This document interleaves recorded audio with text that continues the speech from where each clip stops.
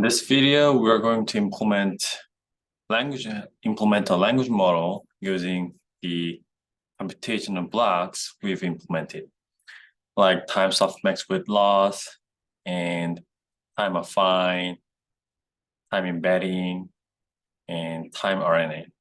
Okay.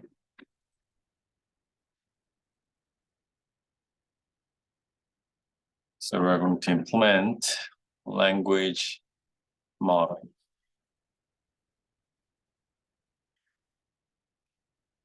Like a normal computational block, we're going to define the initializer and then the forward method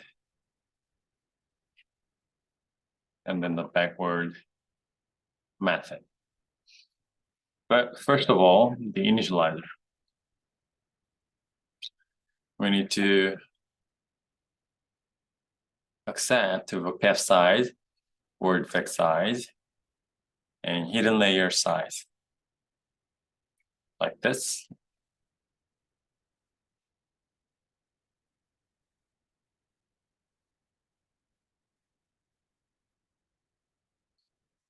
We first need to initialize the weights, because we are going to use embedding layer.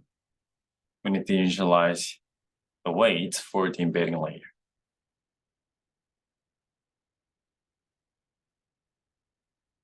And for normalization, we're going to use 100. Actually, we're going to use 100 as the word vector size. That's why we are dividing these random numbers by 100. And we convert these numbers into float using S-type and rnn parameter.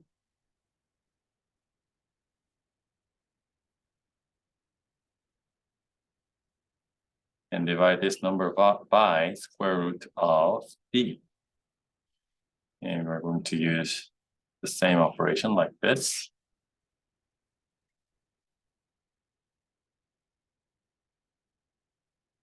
And only the dimension changes h to h. And we need to divide this value by square root of h rather than d. And bias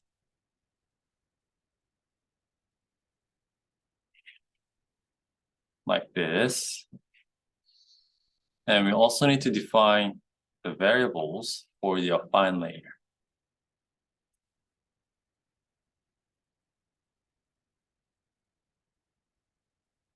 H and V like this, affine B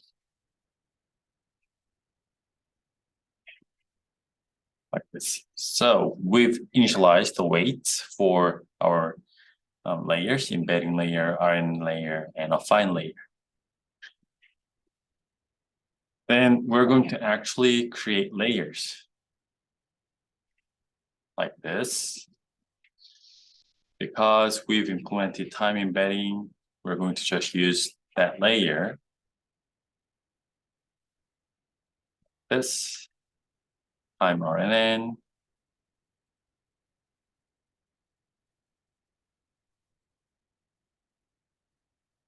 And here we need to pass stateful as true, because even though we are feeding some other inputs, that RNN needs to keep the state information, because it needs to think about the context given up to this point and then receive another input, process that input based on the context it has achieved. Okay, that's why we're setting stateful true. And we're going to also add time affine layer.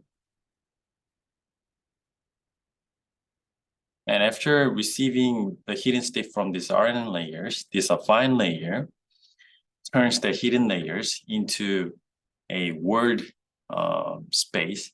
And from those word space, we can predict the probabilities for each word. That's what this time affine layer is doing. All right. And after that, we're going to define the loss layer. And because we are predicting multiple characters or words at each time step, we need to use time softmax. And we need to access to RNN layer in the layer of this implementation. So I'm going to just give another alias to this RNN layer. And as usual, we need to collect parameters and gradients like this.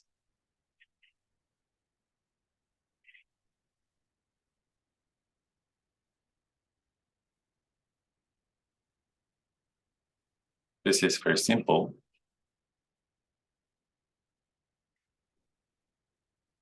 Okay.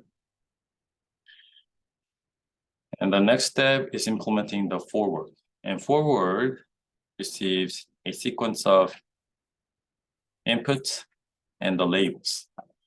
And in this case, the sequence of inputs and ground truth labels are very simple to create. Because let's say our sentence looks like this. I had a very good day like this. Then the ground truth is going to be like this. For I, the next word should be head. So the ground truth for the input I is head. And the next tip for the next input, the ground truth is going to be A. And for the next input A, the next word, very, is going to be the answer. Okay, very good day. And what about day? After receiving day, you should print out end of sentence like this. Okay.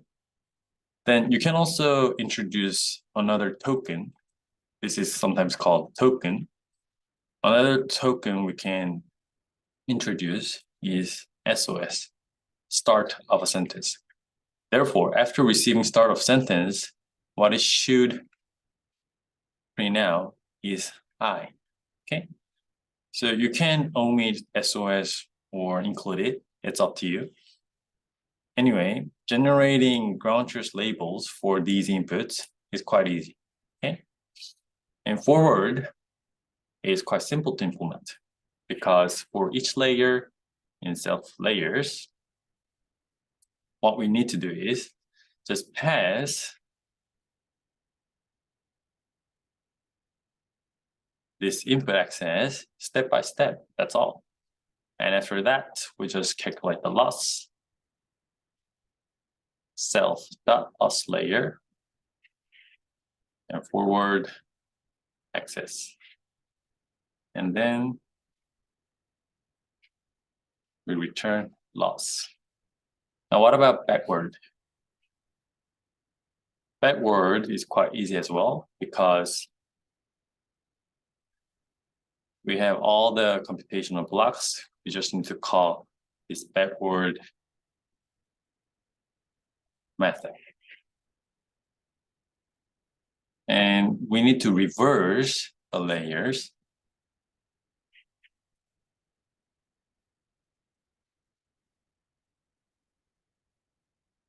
Like this.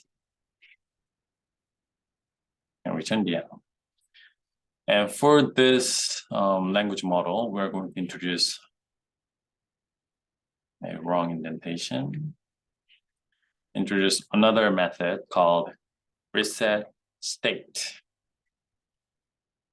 What does this reset state do? We made an alias for the RNN layer, and we are going to call the reset state. Because after we are done with some sentences, then we want to move on to the next sentence. In that case, we need to reset the hidden state. Otherwise, the current hidden state will contain the context of the last sentence, and that is going to be not relevant to the next sentence. That's why we need reset state method.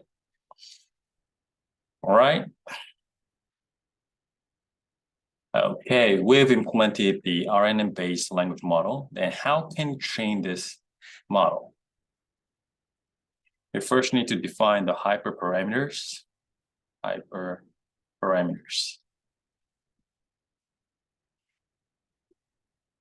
We define the batch size, word back size, hidden size,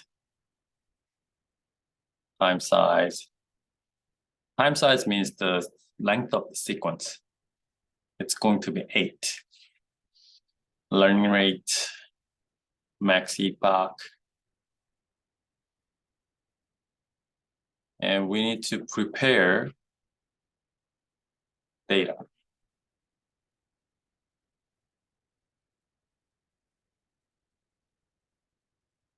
We're going to load the PDB data set. And if you want to reduce the size of the training set because it's quite long, you can just shorten the corpus like this. If you don't want to reduce the corpus size and train your language model on the full data set, then you can just skip this part. All right, and the vocabulary size.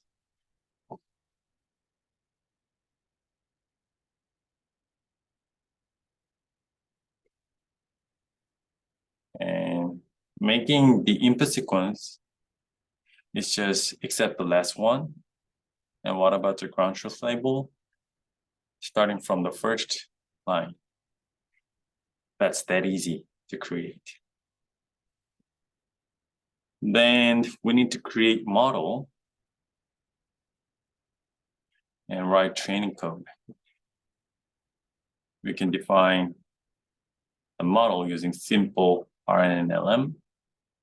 We pass vocab size, word back size, hidden size. And we also need to define the optimizer. You can use whatever you want to use, SGD or ADAM, anything you want. And we're going to define trainer. In the previous session, we used a normal trainer.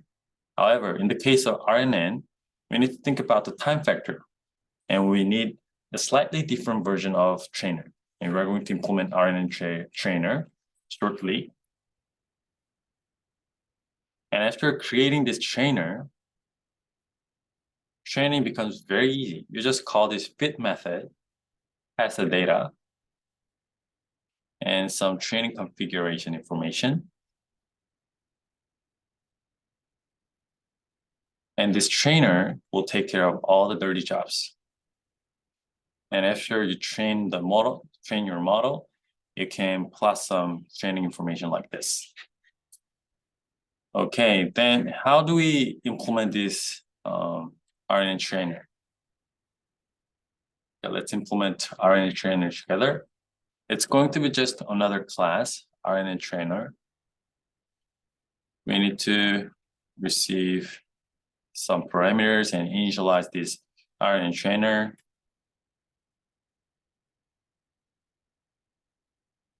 Self model becomes model. Optimizer becomes optimizer. Time index becomes none. EPL list. Because we are training RNN, we're going to keep track of the perplexity. And we're going to store this perplexity in a list. An evaluation interval. And current epoch is 0. Then we need to define the fit method. This one receives the input data, the ground truth data, and some training configuration information.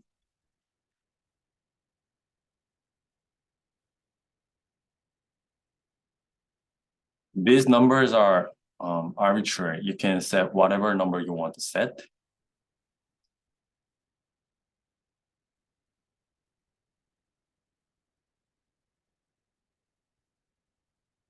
Okay, then we need to think about data first.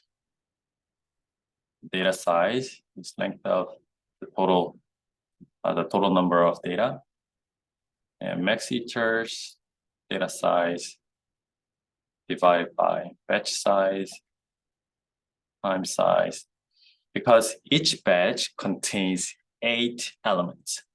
That is the time size. Okay. So when we divide to calculate the max iterations, we need to divide the size of data by batch size times time size. Okay. And we initialize the time index like this.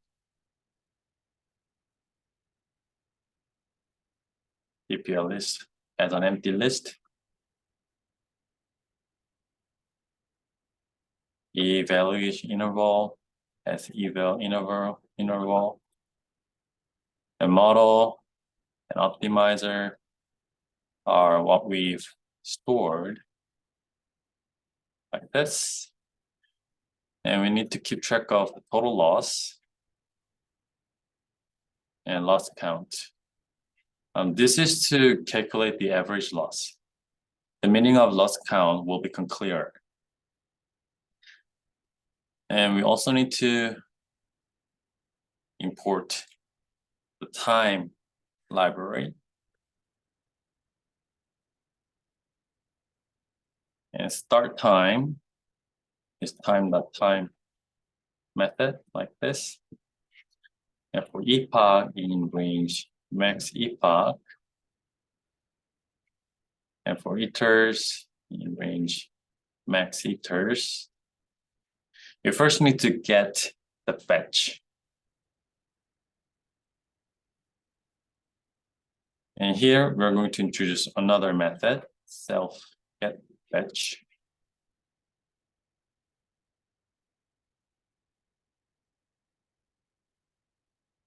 And we're going to implement this method after we finish implementing this fit method. Self get batch.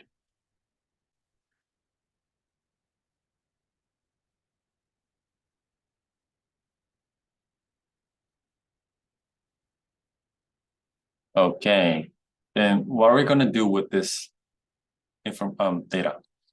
We just calculate the loss using our model. So call this for method after passing the batch data like this. And what we do is simply do backward operation. Then we receive parameters and grids by removing the duplicates.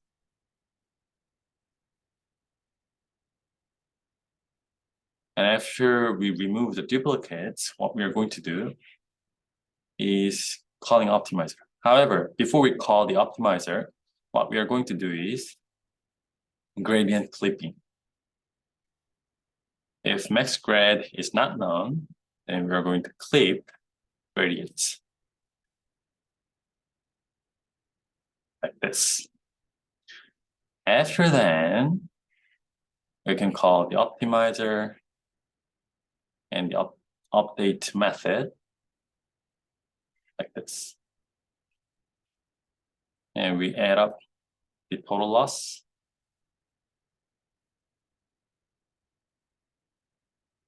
And loss count like this.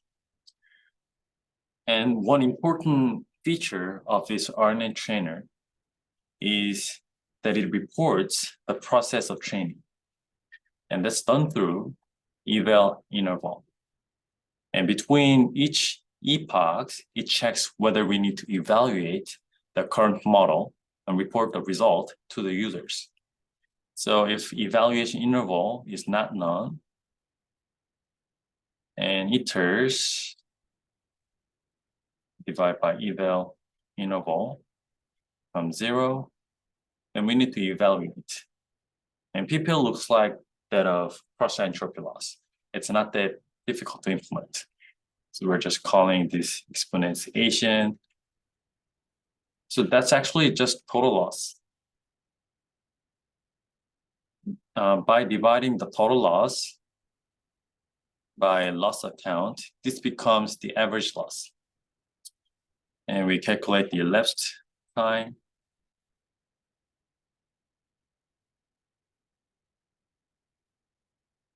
Like this. And this printing message really depends on you. Depends how you want to form this. However, there are common way of formatting this printing log. You can do whatever you want to do after seeing this.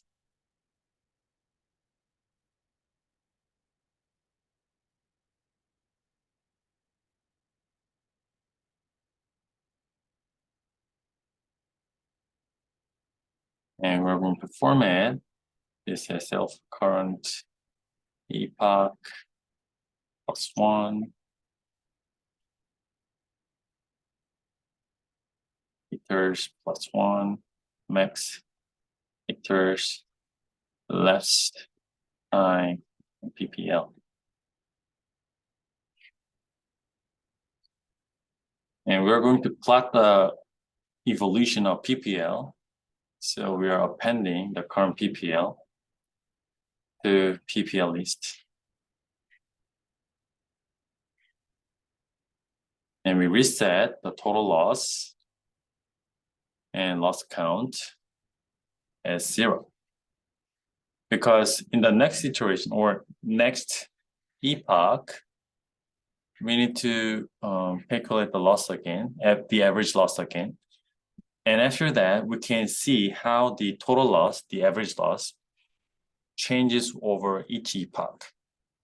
Then we can see whether the training process is going well or not. That's why we are resetting total loss and loss count to 0. Then we add increment current epoch by 1. Okay. All right. The next step we need to do is implementing this get batch method. Now, this is quite similar to what we've done, but here we need to think about the time factor. Batch size times step. And data type as integer.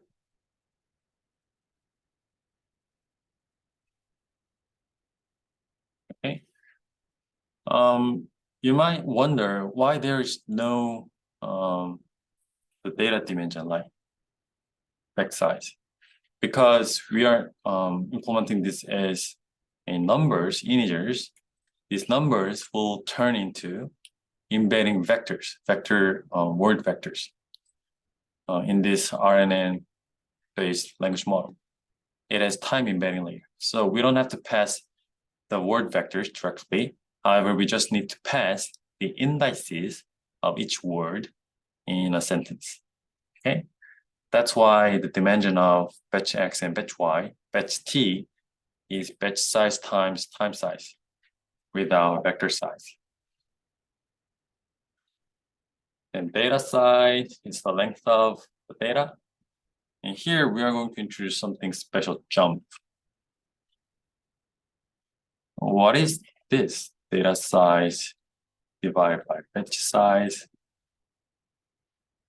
And we also introduced another numbers, offsets.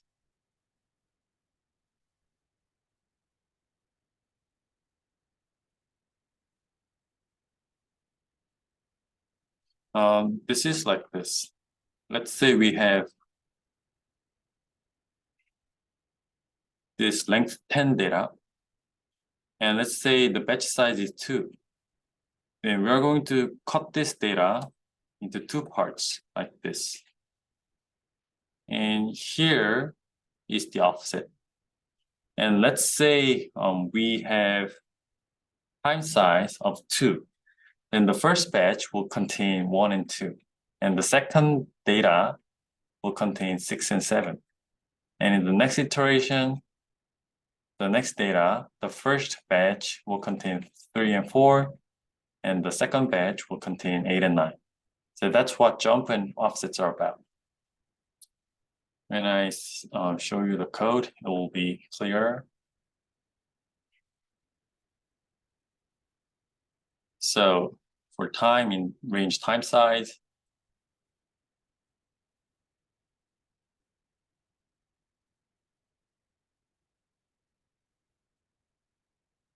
here we put I here, and offset has the same number of elements as batch size. So it has batch size elements, okay? So that's why I goes through 0 to batch size -1. And here with time, we need to gather elements with the number of time size.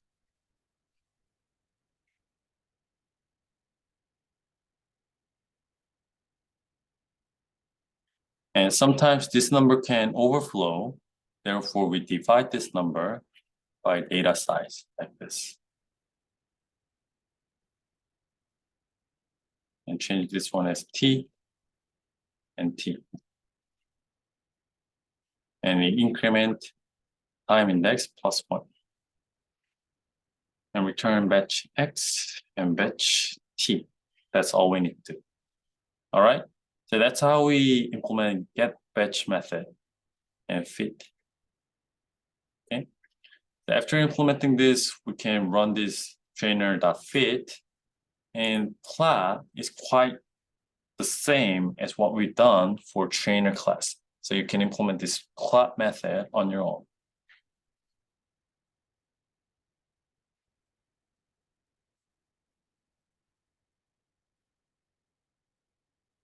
Okay. Here, I call this simple RNN LM. In the lecture slides, I'll show you how you can improve this architecture and improve the performance as well. Okay, see you in the next video.